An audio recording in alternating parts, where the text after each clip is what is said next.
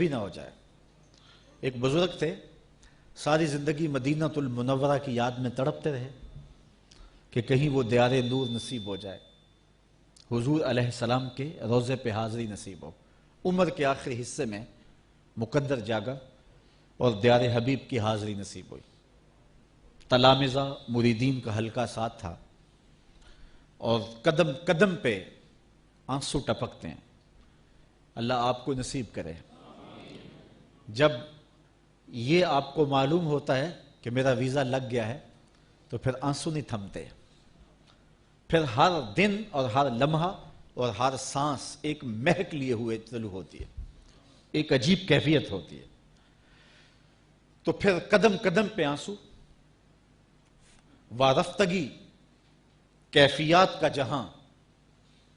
جب حضور کے شہر نور میں پہنچتے ہیں اور روضہ انور کے پاس جاتے ہیں، مواجہ شریف کے روبرو حاضر ہوتے ہیں، تو چند لمحوں کے لیے رکے اور آگے بڑھ گئے۔ تلامذہ اور مریدین کا خیال کچھ اور تھا کہ عمر بھر کی حسرتیں ہیں، کتنے دکھڑے ہیں جن کی گٹھڑی باندھ کے لائے ہیں، حضور کے سامنے رکھیں گے تو پتہ نہیں کتنا وقت لگ جائے گا۔ لیکن یہ چند لمحے رکے اور آگے بڑھ گئے۔ مریدین کی توقع کچھ اور تھی، انہیں حیرت ہوئی۔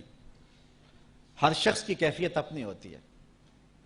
ایک کیفیت یہ بھی ہے کہ ایک بوڑھا حضور کے روضہ انور کے قریب سے گزرنے لگا تو اپنے بڑھاپے کو آواز دیتا ہے،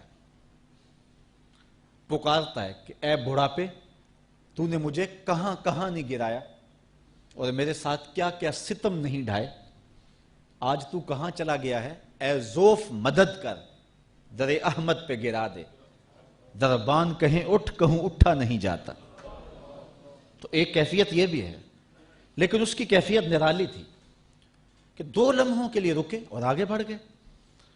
خیر، تلامذہ نے، مریدین نے پوچھا، حضرت بات سمجھ میں نہیں آئی، ہمارا خیال تھا کہ بچپن سے سلگتے ہوئے، روتے ہوئے اور مدینے کے انتظار میں تڑپتے ہوئے زندگی گزری، تو آج موقع آیا ہے تو دل کی حسرتیں نکالیں گے، پتہ نہیں کتنی گٹھلیاں باندھ کے لائے ہیں دکھوں کی جو حضور کے سامنے کھولیں گے۔ لیکن ظہوری کہتا ہے دکھ درد کے ماروں کو غم یاد نہیں رہتے، جب سامنے آنکھوں کے غم خار نظر آئے۔